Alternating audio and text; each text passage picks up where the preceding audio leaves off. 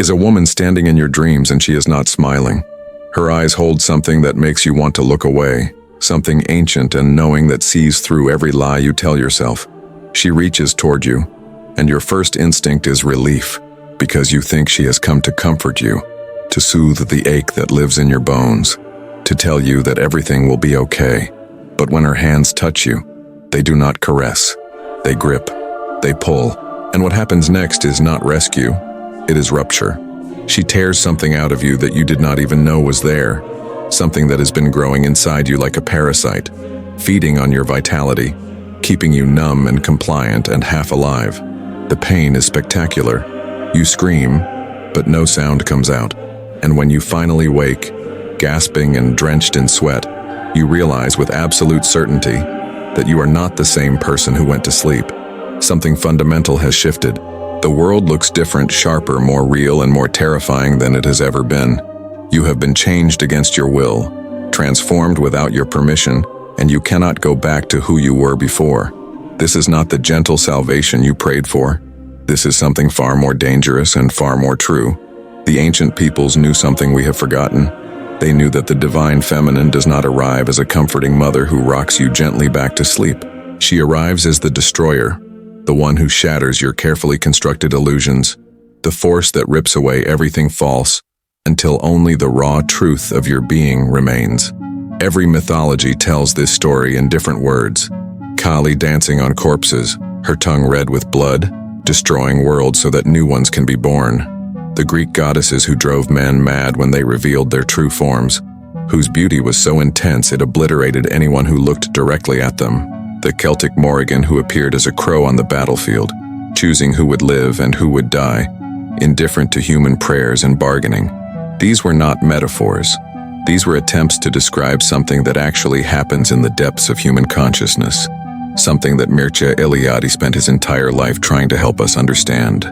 There is a moment in every authentic spiritual awakening when the sacred breaks through the walls of ordinary existence, and that breaking is not gentle. It is catastrophic. It unmakes you. And the question that matters is not whether you will experience this destruction, because if you are seeking truth, if you are hungry for something real, it will find you eventually.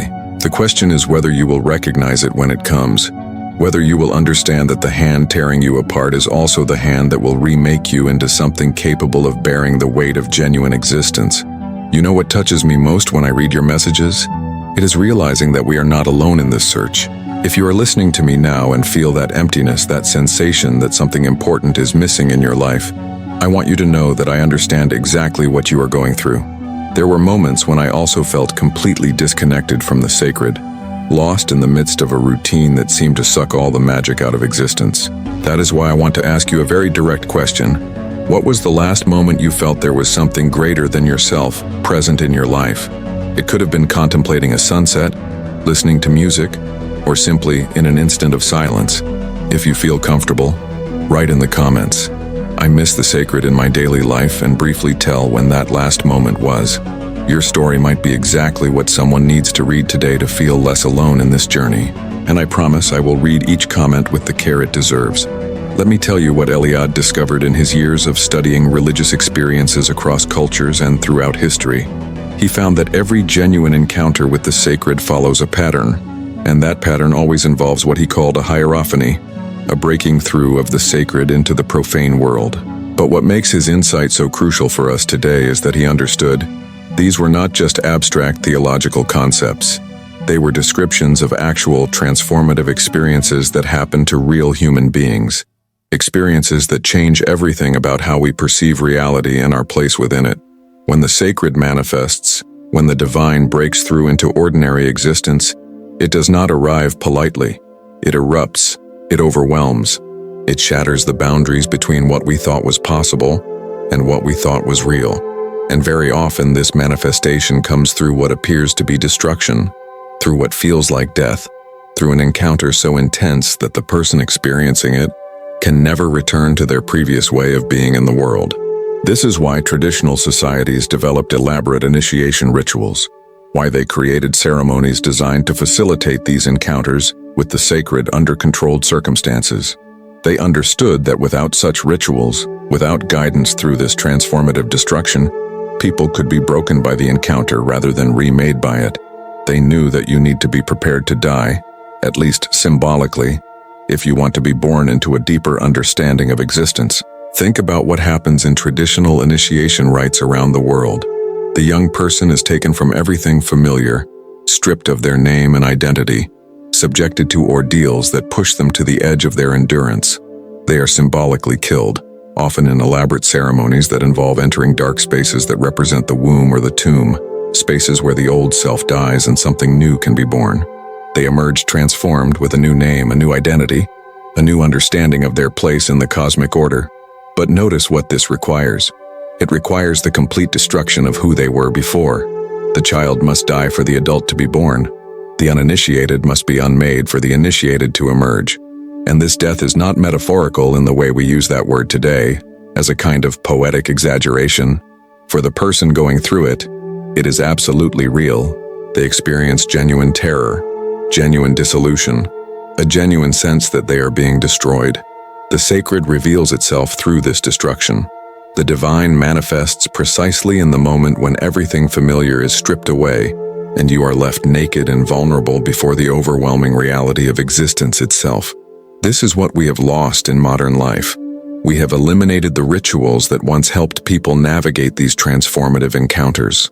We have created a world where everything is supposed to be safe and comfortable and controlled, where we can avoid any genuine encounter with the forces that might unmake us. And the result is that we live in a kind of walking death, cut off from the sacred dimension of existence, going through the motions of life without ever truly living. The feminine face of the sacred, the goddess in her many forms across cultures, embodies this paradox of destruction and creation, of death and rebirth, of tearing down and building up.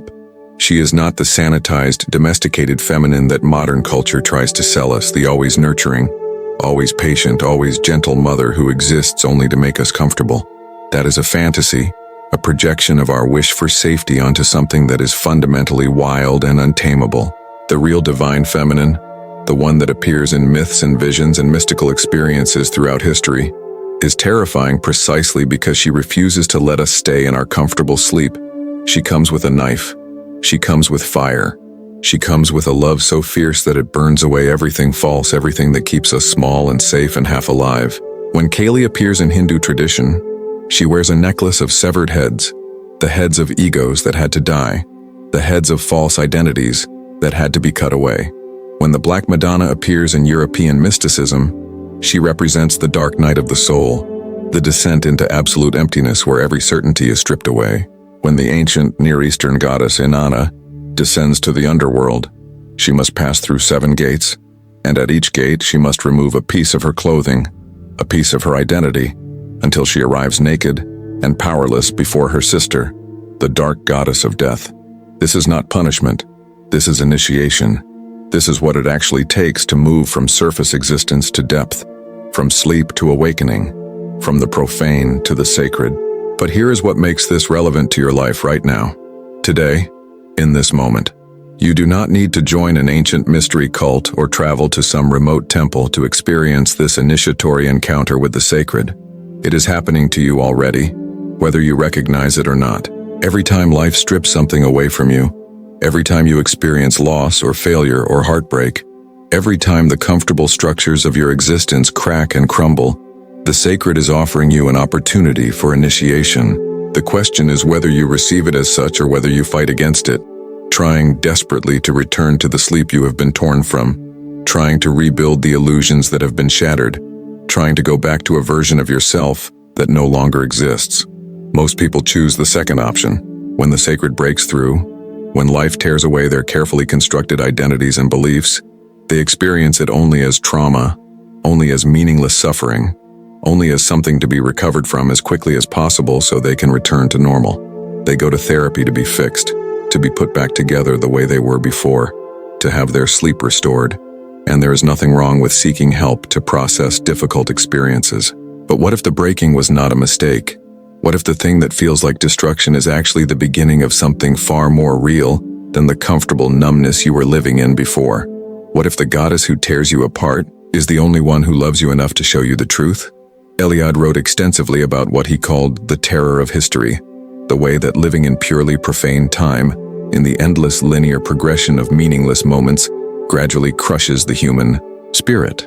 When everything is just one thing after another, when nothing connects to any deeper pattern or sacred meaning, when your life is just a random sequence of events that will be forgotten as soon as you are gone, the weight of that meaninglessness becomes unbearable. This is why traditional peoples oriented their lives around sacred time, around the eternal patterns that repeat and give meaning to existence. They returned again and again to the primordial moment of creation through ritual and ceremony. They participated in the death and resurrection of gods. They aligned their lives with cosmic cycles that connected them to something beyond the merely personal and temporary. But modern humanity has lost access to sacred time. We live entirely in profane time, in history that goes nowhere, in a story that has no ultimate meaning. And the result is the epidemic of depression and anxiety and addiction and despair that defines our age. We are dying of meaninglessness. We are suffocating in a world that has been stripped of the sacred. And into this void, into this unbearable emptiness, something must break through, or we will simply cease to be fully human. We will become machines, going through programmed routines, unable to access the depths of existence that make life worth living. This is where the divine feminine enters, whether we call her by that name or not, whether we recognize her for what she is or not. She is the force that refuses to let you sleep through your one precious life. She is the uncomfortable truth that keeps nagging at you even when you try to ignore it. She is the longing for something more that will not go away no matter how many distractions you pile on top of it. She is the crisis that shatters your illusions. She is the loss that breaks your heart open. She is the dark night when everything you believe turns to ash in your hands. And yes, she is also the ecstasy that sometimes breaks through, the moments of overwhelming beauty or love or awe that remind you that existence itself is a miracle. But even that ecstasy is dangerous because once you have tasted it, you can never be fully satisfied with the gray routine of profane existence again. Once she has touched you, once she has torn you even slightly from your sleep, you are marked.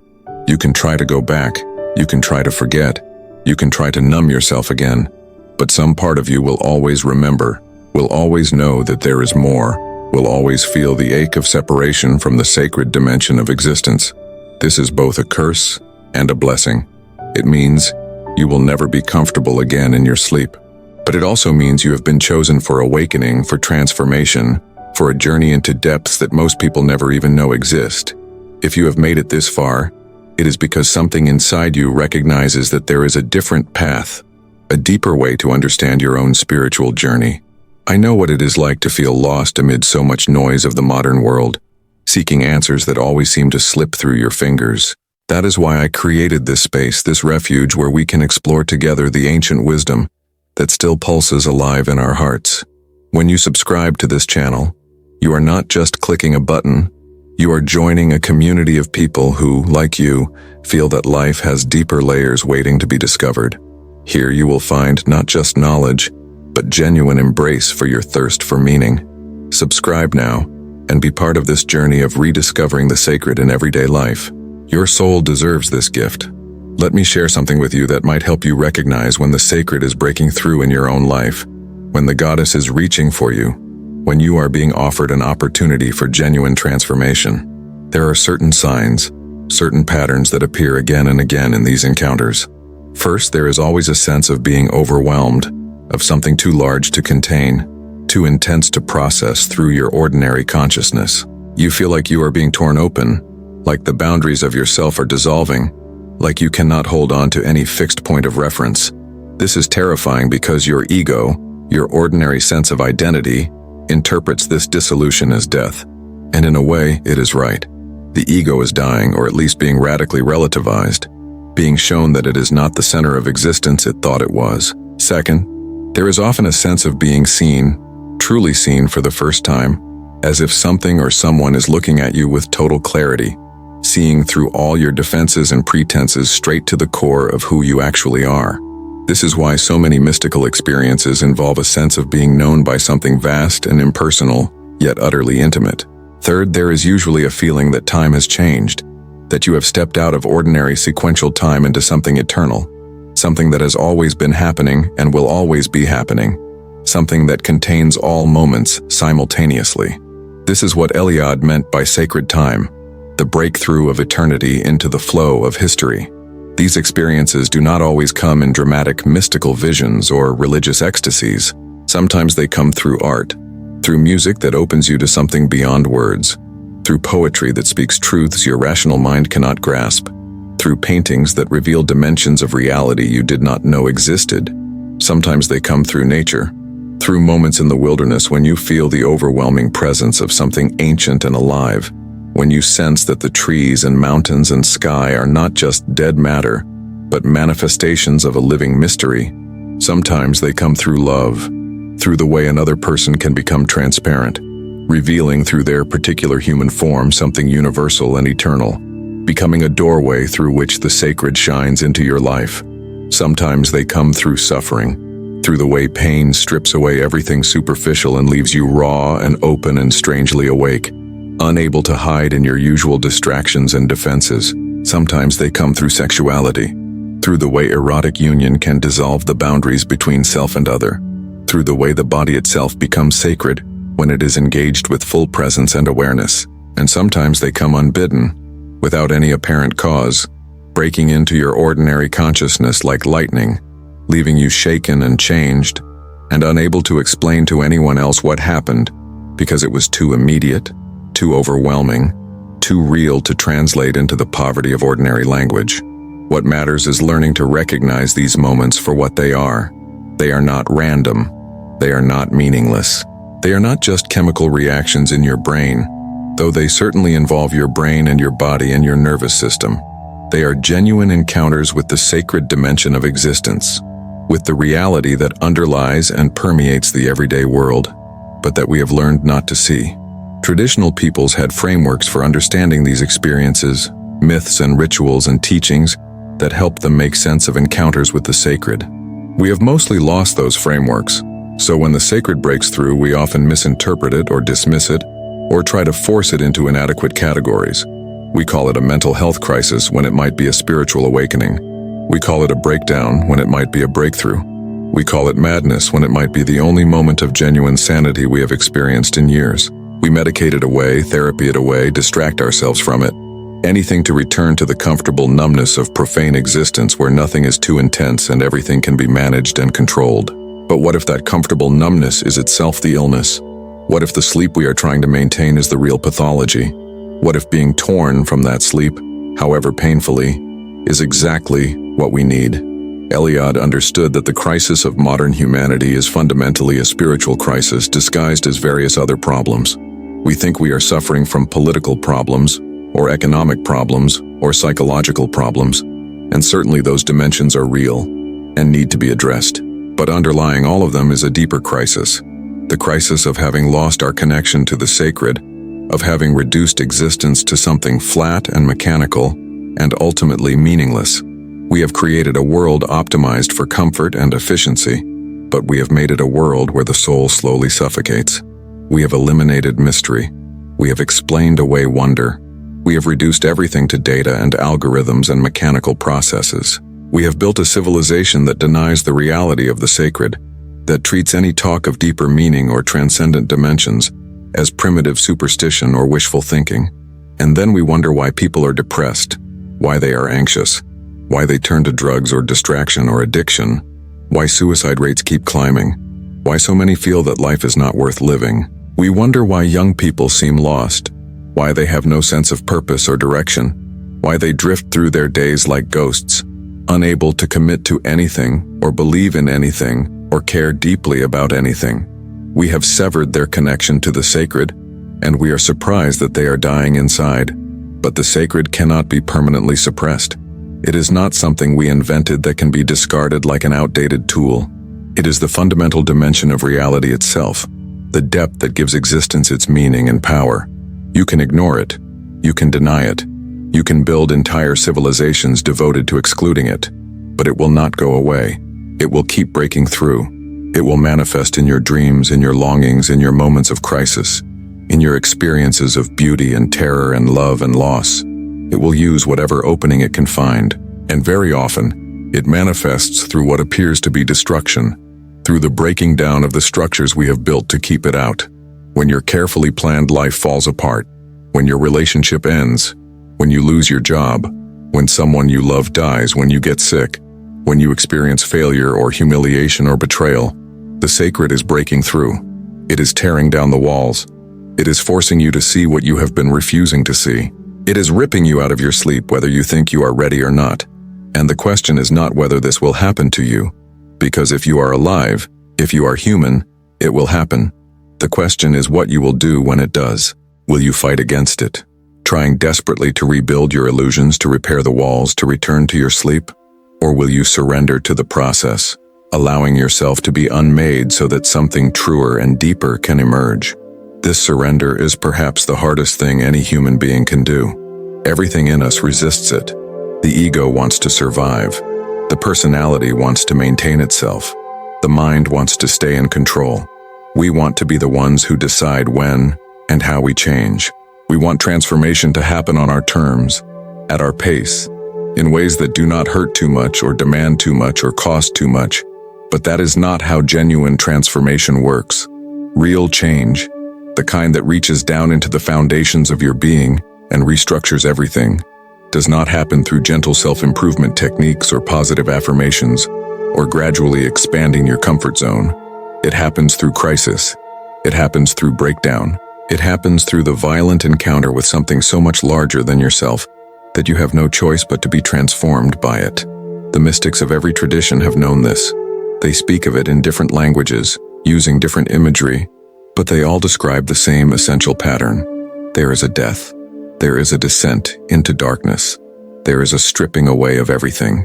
And only then, only after you have been reduced to nothing, only after every false identity has been burned away, only after you have experienced the terror of complete annihilation, only then can something new be born. Only then can you rise from the ashes. Only then can you be remade into something capable of bearing the weight and intensity and beauty of genuine existence.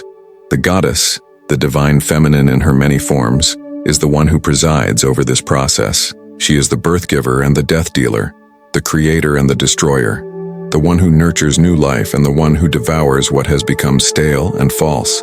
She contains both aspects because they are not actually separate. Destruction and creation are the same process seen from different angles.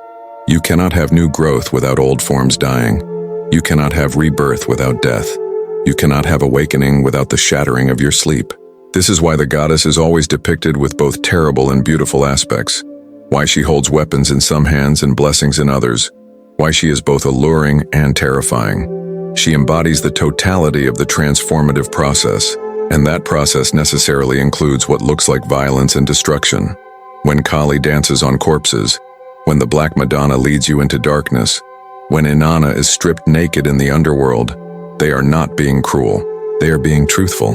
They are showing you what the path actually looks like, not the fantasy version you might prefer where everything is easy and comfortable, but the real path that requires everything from you, that demands you sacrifice who you have been in order to become who you truly are. And here is the deepest secret, the thing that makes all of this bearable, even beautiful, in a terrible way. The tearing is an act of love. The destruction is an act of love. The stripping away of illusions is an act of love. Because what is being destroyed is only what was false, only what was keeping you trapped, only what was preventing you from experiencing the fullness of existence. The sleep you are being torn from is not rest. It is death. It is the living death of a life lived entirely on the surface, never touching the depths, never feeling the intensity of genuine connection to the sacred dimension of reality. The comfortable routine that is being shattered was not actually comfortable. It was suffocating. It was slowly killing your soul while keeping your body alive and functional. And the force that tears you out of that sleep, however violently, however painfully, is the only force that loves you enough to insist that you truly live before you die. She will not leave you in your comfortable prison. She will not let you sleepwalk through your one precious life. She will break down the door. She will drag you out screaming if she has to, because you are meant for more than sleep. You are meant for awakening. You are meant to know the sacred, to feel it burning in your veins, to experience existence with the fullness and intensity that is your birthright as a human being. So when she comes for you, and she will come, recognize her for what she is, When your life falls apart, when everything you thought you knew turns out to be an illusion, when you are stripped of your certainties and securities and left naked and vulnerable before the overwhelming mystery of existence, do not despair. Do not interpret this as punishment or as proof that you are broken or as evidence that something has gone terribly wrong. Understand that you are being initiated. Understand that you are being transformed. Understand that the hand that tears you apart is also the hand that will remake you. The goddess has not come to destroy you but to awaken you. And sometimes awakening looks like destruction, because so much of what you thought was yourself was actually just layers of conditioning and defense mechanisms and false identities that were keeping you from your true nature. Let them burn. Let them fall away. Let yourself be unmade. Trust the process even when it terrifies you. Surrender to the transformation even when every fiber of your being wants to resist. Because on the other side of this death there is rebirth. On the other side of this darkness there is light of an intensity you cannot yet imagine. On the other side of this tearing there is wholeness of a kind you have never known. She did not save you in the way you wanted. She tore you out of the sleep in which you were trapped. And that tearing, however painful it felt in the moment, was the greatest gift anyone could ever give you. Because it gave you back your life. Your real life, the one that burns with meaning and purpose and sacred intensity, the one that connects you to depths you did not know existed, the one that makes every moment precious because you are finally awake to experience it. Take this knowledge with you as you move through your days. Watch for the signs. Notice when the sacred is breaking through. Pay attention to the moments when your comfortable structures start to crack. Do not run from them. Do not numb yourself. Do not try to force everything back into place. Instead, breathe, open, allow, trust that you are being carried by something far larger and wiser than your frightened ego. Trust that what looks like destruction might be the beginning of your true life. Trust that the goddess who tears you from your sleep does so because she loves you too much to let you waste your existence in comfortable numbness. And share this understanding.